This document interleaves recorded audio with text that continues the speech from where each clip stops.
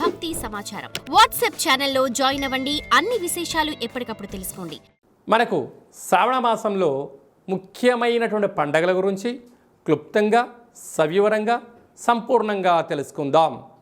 1వ తారీఖు 8వ నెల 2025 శ్రావణమాస శుద్ధ అష్టమి శుక్రవారం సందర్భంగా ఆ రోజు స్వాతి నక్షత్రం అయింది కనుక స్వాతి నక్షత్రంలోనే సాక్షాత్గా మహాలక్ష్మీదేవి అమ్మవారు జన్మించడం జరిగింది కనుక కళౌ వెంకటనాయక అనగా వెంకటేశ్వర స్వామి వారిని స్మరించడం ధ్యానించడం.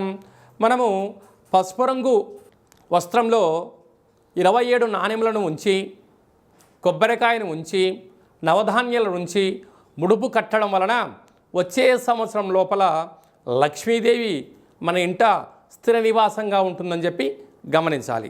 8వ తారీఖు 8వ నెల చాలా అరుదైనటువంటి కాంబినేషన్. 1 1 7 7 అంటే 7 కొండలు 7వ తారీఖు ఎలా చెప్పుకుంటామో 8వ నెల 7వ తారీఖు 2025 శ్రావణమాస 2వ శుక్రవారము మనం వరలక్ష్మి వ్రతం అని ఉంటాం. భూమండలం అంతను కూడా పెద్ద పండగ.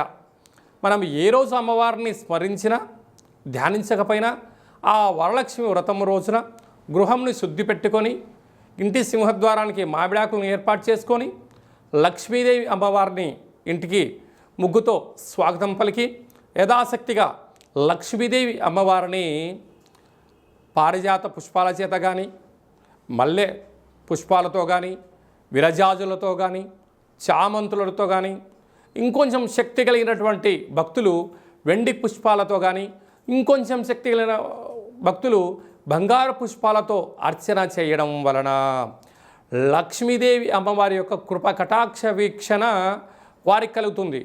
ఇక్కడ వస్తువు ప్రధానం కాదు, భక్తి ప్రధానము కనుక అమ్మవారిని మనస వాచ కర్మణ ఎవరైతే పూజిస్తారో వారికి అద్భుతమైన లక్ష్మీదేవి అమ్మవారి యొక్క ఐశ్వర్యం కలుగుతుంది. అలాగనే గృహంలో అందరూ నిత్య సౌభాగ్యం నిత్యము ఐశ్వర్యం ఉండడం కోసము మనం ఆ రోజు ఏం చేస్తామంటే వరలక్ష్మి వ్రతాన్ని ఏర్పాటు చేసుకొని శనగలను నానబోసుకొని పాయసాన్న భక్ష భోజనాలు ఏర్పాటు చేసుకొని బంధువులకు మిత్రులకు స్నేహితులకు సన్నిహితులకు ఆ రోజు మనం పేరంటానికి పిలిచి వారికి లక్ష్మీదేవి అమ్మవారి యొక్క పేరు చెప్పి వాయన తాంబూలాన్ని ఇస్తూ ఉంటాం. అనక శ్రావణ మాసంలో మన ఇంటికి వచ్చిన ప్రతి ఒక్క పురుషుడు నారాయణ స్వరూపమని, స్త్రీమాతలు ఆడవారందరూ కూడా లక్ష్మీమాత స్వరూపమని భావించాలి. వచ్చిన వారిని సగౌరవంగా ఇంటికి ఆహ్వానం చేసి వాళ్ళు కాళ్ళు కడుక్కోమని చెప్పి వారి యొక్క కాళ్ళకు పసుపును పూసి వారికి కంఠం దగ్గర గంధపు చుక్కను పెట్టి చేతికి కంకణాన్ని కట్టి వారి చేత మనస్ఫూర్తిగా అమ్మవారికి ఒక మంగళహారతి ఇప్పించి యథాశక్తిగా మనకి ఏది శక్తి కలిగితే భగవంతుడికి ఫలం పత్రం పుష్పం తోయమన్నట్లుగా యథాశక్తిగా వారికి మనము వాయన తాంబూలాన్ని ఇవ్వగలిగినట్లయితే వారు మనస్ఫూర్తిగా తీసుకొని దీర్ఘాయుష్మాన్ భవ దీర్ఘసుమంగళీ భవ శీఘ్రమేవ పుత్రికా ప్రాప్తిరస్తు అఖండ రాజయోగ ప్రాప్తిరస్తు అని చెప్పి పెద్దవారు ఏది ఆశీర్వదిస్తే ఆ ఇంటి యొక్క గృహిణికి యజమానికి విజయం కలుగుతుంది. ఇక్కడ మనకు విశేషం ఏమిటయ్యా అంటే లక్ష్మీదేవి అమ్మవారి దగ్గరికి ఒక రాజు వెళ్ళి పూజ చేశాడు అనుకోండి, రాజేంద్ర నరేంద్రుడిలాగా ఆశీర్వచనం ఇస్తుంది. అంటే వచ్చినవాడెవరు? రాజు. పరిపాలన చేసే యోగ్యత శక్తి కోసము రాజరాజేశ్వరి స్వరూపంగా ఆశీర్వచనం ఇస్తుంది. ఒక చిన్నపిల్లలు వెళ్ళి దండం పెట్టుకున్నారు, విద్యాలక్ష్మిగా ఆశీర్వచనం ఇస్తుంది. వ్యాపారస్తుడు వెళ్ళాడు, ఆకర్షణ లక్ష్మీ గణపతిగా ఆశీర్వచనం ఇస్తుంది. అంటే వెళ్ళిన వ్యక్తి యొక్క స్థితిని బట్టి ఆ అమ్మ మనల్ని కాపాడుతుంది. కనుక మన ఇంటికి గృహానికి వచ్చిన వారందరినీ కూడా మనము ఎంత చిత్తశుద్ధితో గౌరవిస్తామో వారి యొక్క మనసులోంచి వచ్చే ఒక ప్రతి మాట వీళ్ళు మాట్లాడుతున్న మాట కాదు, సాక్షాత్తుగా వైకుంఠంలో ఉండబడినటువంటి లక్ష్మీమాతనే వీరి యొక్క మనసులో దూరి వీరి యొక్కతో ఆశీర్వదింపచేస్తుంది అని చెప్పి మనం గమనించగలగాలి. ఈ విధంగా మనము లక్ష్మీదేవి అమ్మవారిని స్వాగతం పలుకుతూ అమ్మవారి యొక్క సేవ ఎవరైతే చేస్తామో వారందరికీ కృప కటాక్ష వీక్షణ అందరికి కూడా ప్రసరించాలని కోరుకుందాం. ఇంకొంచెం శక్తి కలిగింది అనుకుందాం. ఇంటి యొక్క గృహిణి యజమాని ఎంత బరువు అయితే ఉంటారో అంత బరువు కలిగినటువంటి లక్ష్మీ నాణ్యములను రూపాయి బిళ్ళలను తులాభారం చేసుకొని భక్తులకు ప్రసాదంగా పంచగలిగినట్లయితే రాబోయేటువంటి 7 తరాల వరకు ధనానికి ధాన్యానికి ఐశ్వర్యానికి లోటు ఉండదని చెప్పి గమనించాలి. అందుకే కళవు వెంకటనాయక అనగా వెంకటేశ్వర స్వామి వారి దగ్గరికి వెళ్ళిన వారికి రూపాయి బిళ్ళలతో తులాభారం చేస్తూ ఉంటారు. మధుర వెళ్ళిన వారు వెన్నతో తులాభారం చేస్తూ ఉంటారు. మనకు తెలంగాణ రాష్ట్రంలో సమ్మక్క సారక్క దేవాలయం దగ్గరికి వెళ్ళిన వారు బెల్లంతో తులాభారం చేస్తూ ఉంటారు. ఎందుకయ్యా అనగా ఆ తులాభారాన్ని చేయడం వలన వారు ఎంత బరువు అయితే ఉంటారో అంత బరువు కలిగిన పదార్థాన్ని దాన ధర్మము చేయడం వలన ఐశ్వర్యము ఆనందము యోగము రాజయోగము ఆ అమ్మవారు మనకు ప్రసాదిస్తుంది. కనుక ఈ శ్రావణమాస సందర్భంగా మనమందరము కూడా ఇలాంటి తులాభార మహోత్సవ కార్యక్రమంలో పాల్గొందాం. అమ్మవారి యొక్క ఆశీస్సులు పొందుదాం. ఐశ్వర్యానికి ఆనందానికి మన ఇంట లక్ష్మీదేవి స్థిర నివాసంగా ఉండాలని కోరుకుందాం. అదే కాకుండా మనకు 9వ తారీఖున రాఖీ పూర్ణిమ, రక్షాబంధనము, జంధ్యాల పండగ అంటారు. అనగా బ్రాహ్మణ వైశ్య క్షత్రియ విశ్వకర్మలు పద్మశాలీలు ఈ 5 వర్ణాల వరకు యజ్ఞోపవీతం ఉంటుంది. ఆ రోజు యజ్ఞోపవీతం మార్చుకోగలగాలి. తల్లిని మించిన దైవము లేదు, గాయత్రి మంత్రాన్ని మించినటువంటి మంత్రము లేదు, సుదర్శన యంత్రాన్ని మించిన యంత్రము లేదు అని చెప్పి మనకు వేదం చెప్తుంది. కనుక నువ్వు ఏ రోజు ఏం చేసినా చేయకపోయినా ఈ శ్రావణమాస పూర్ణిమ సందర్భంగా యజ్ఞోపవీత ధారణ చేసి కనీసం ఒక 108 సార్లు, కుదరలేదు కనీసం 27 సార్లు గాయత్రి మంత్రాన్ని ఓం భూర్భువత్స్వః తత్స్వవితుర్వరేణ్యం భర్గో దేవస్య ధీమహి ధియో యో నః ప్రచోదయాత్ అనేటువంటి మంత్రాన్ని ప్రాతకాలము మధ్యాహ్నము సాయం సంధ్య గావిత్రి సావిత్రి మహాసరస్వతి అంటే అమ్మవారు ఈ 3 రూపాల్లో ఉంటూ మనల్ని కాపాడుతూ ఉంటుంది. అయితే బ్రాహ్మణులకు ఎవరైనా దండం పెడితే దీర్ఘాయుష్మాన్ భవ దీర్ఘసుమంగళీ భవ అని ఆశీర్వదిస్తుంటారు. అంటే అది ఎక్కడి నుంచి వస్తుంది? గాయత్రి మాత వాళ్ళను రక్షిస్తుంది. వైశ్యుల అంటే కోమటలు వైశ్యాసు దగ్గరికి వెళ్ళి మనము నమస్కారం పెట్టామనండి, వాసవి మాత దేవ్యై నమో నమః అంటారు. అంటే వాసవి మాత వాళ్ళను చల్లగా ఆశీర్వదించడం వలన వాళ్ళు త్రాసు తక్కడను పూచడం వల్ల వాళ్ళు అపార కుబేర సంపన్నులు అవుతారు. విశ్వకర్మలు ఉంటారు, వారు శిల్పాలను చెప్తూ ఉంటారు, వడ్రంగి పనులు కార్యకలాపాలు చేస్తూ ఉంటారు. అంటే సృష్టికి ప్రతి సృష్టి చేసే శక్తి విశ్వకర్మలకు ఉంటుంది. అందుకే అంత కృష్ణ పరమాత్ముడు కూడా అక్కడ సంపూర్ణమైనటువంటి ద్వాపర యుగమంతను కూడా ఒక మాయా ప్రపంచాన్ని సృష్టించాడని చెప్పడం జరుగుతుంటుంది. వారు ఈ మంత్రాన్ని ఉచ్చరింపజేయడం వలన వారు చేస్తున్న పనులలో నైపుణ్యత పెరుగుతుందని చెప్పి గమనించాలి. అలాగనే పద్మశాలీసు వారు లేకపోతే దేవతలకు మనుషులకు వస్త్రధారణ లేదు. కనుక వారు మంచి వస్త్రాలు నేచి వారు మనకు మంచి వస్త్రాలు అందజేయగలిగారంటే వారు ఈ 5 వర్ణాల వాళ్ళు యజ్ఞోపవీతం ధరింపచేయాలని చెప్పి తప్పక గుర్తుపెట్టుకోవాలి. అలాగనే మనము శ్రావణమాస పూర్ణిమ రాఖీ పూర్ణిమ అనగానే సోదరుడికి సోదరి అటు అక్క కానీ ఇటు చెల్లెలు కానీ వీరు వెళ్ళి వారి యొక్క యోగక్షేమాలు కనుక్కొని అన్నకు రక్షాబంధనము కట్టడం వలన ఆ అన్నా చెల్లెల యొక్క బంధము మైత్రి ఆజన్మాంతం ఉంటుంది. చూడండి, మనం అమ్మ అంటాం అంటే 2 పెదాలు కలుస్తాయి, నాన్న అంటాం 2 పెదాలు విడిపోతాయి. కానీ అన్న అనగానే అమ్మలో సగభాగం నాన్నలో సగభాగం, అంటే ఆలో అమ్మలో సగభాగం నాన్నలో సగభాగం. అలాంటి సోదరుడికి సోదరీమణులు వెళ్ళి రక్షాబంధనాన్ని కట్టి వారి యొక్క ఆశీర్వచనం తీసుకొని వారి నోటిని తీపి చేయడం వలన వారు ఆజన్మాంతంగా బావమరిది బతుకు కోరుతాడు అని చెప్పి మనకు ధర్మాలు చెప్తూ ఉంటాయి.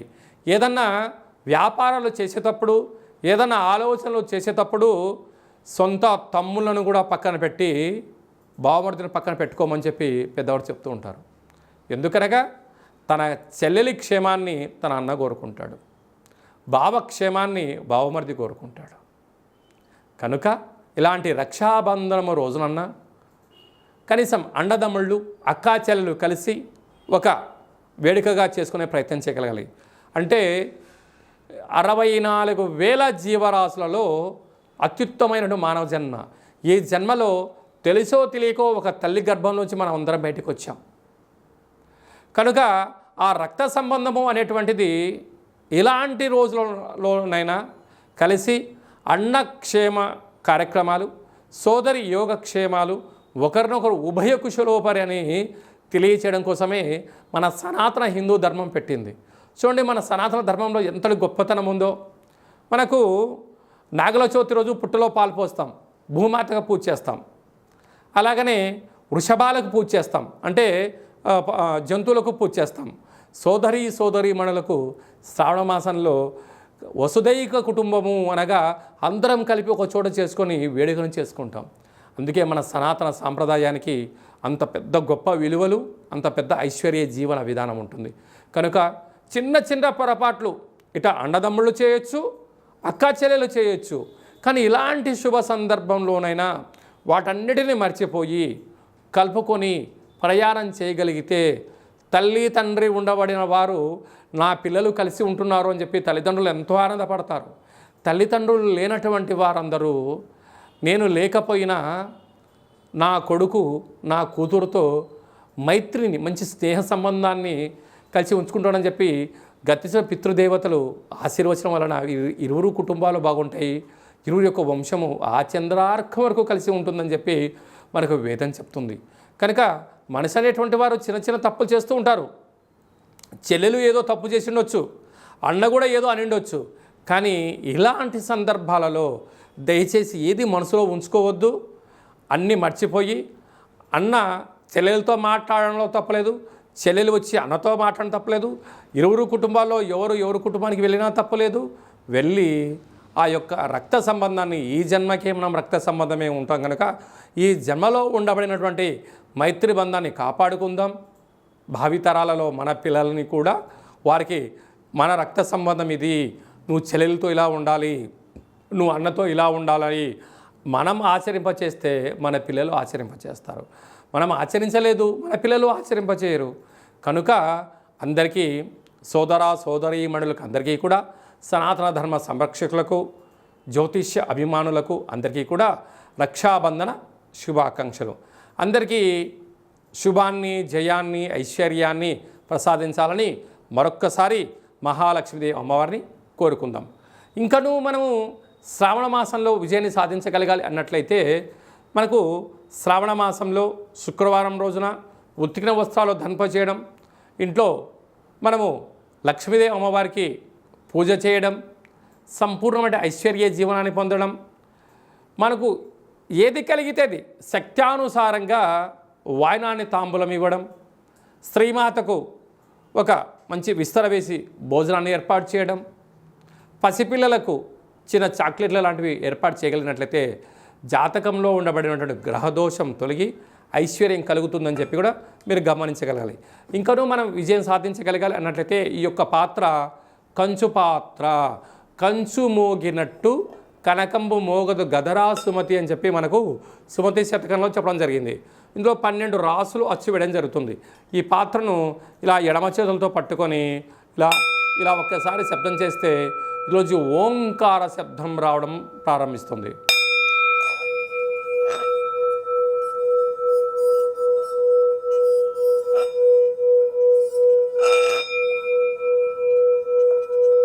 ఇలా శబ్ద తరంగాల్ని ఏర్పాటు చేయడం వలన ఉదయము సాయంత్రము మనము పూజ చేసిన తదనంతరము గృహంలో మనం ఇలా ఓంకార శబ్దాన్ని సృష్టించడం వలన గ్రామంలో, దేశంలో సంచరించేటువంటి లక్ష్మీదేవి గళ్ళుమంటూ మన ఇంట్లోకి రావడం, మన ఇంట్లో ఉండబడినటువంటి జ్యేష్ఠాదేవి బయటికి వెళ్ళిపోవడం జరుగుతుందని చెప్పి కూడా గమనించాలి.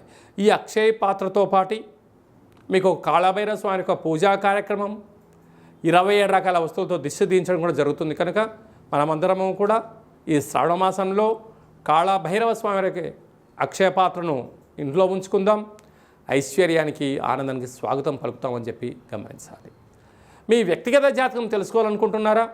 మీ పేరు, పుట్టినటువంటి తేదీ, నెల, సంవత్సరం, పుట్టిన సమయం రాసి మీరు వాట్సాప్లో పంపించగలిగినట్లయితే 100 సంవత్సరముల జాతకాన్ని సంపూర్ణంగా సవివరంగా వ్రాసి మీకు పంపించి మీరు పుట్టినప్పుడు గ్రహ గమనాలు ఎలా ఉన్నాయి, ప్రస్తుతం ఎలా ఉంటున్నాయి, రాబోయే కాలంలో ఎలా ఉండబోతున్నాయో వివరిస్తూ మీరు విజయం సాధించేంత వరకు మన యొక్క కాళభైరవ ఆశ్రమం దగ్గర నుంచి అన్ని విధాలా మీకు తోడు నీడగా ఉంటామని చెప్పి గమనించగలగాలి. అదే కాకుండా కూడా చాలామందికి పుట్టినటువంటి కాల సమయంలో డేటా బర్తులు లేనటువంటి వారికి మీ పేరు యొక్క మొదటి అక్షరాన్ని అనుసరిస్తూ, రాశిని అనుసరిస్తూ, గవళ ద్వారా అనగా రమణ శాస్త్రం ద్వారా భూత భవిష్యత్ వర్తమానాన్ని తెలియజేయడం జరుగుతుంది. కనుక జాతకాన్ని తెలుసుకుందాం, జీవితంలో ఉండబడిన అడ్డంకులను తొలగించుకుందాం, ఐశ్వర్యాన్ని ఆనందాన్ని పొందుదామని చెప్పి గమనించాలి.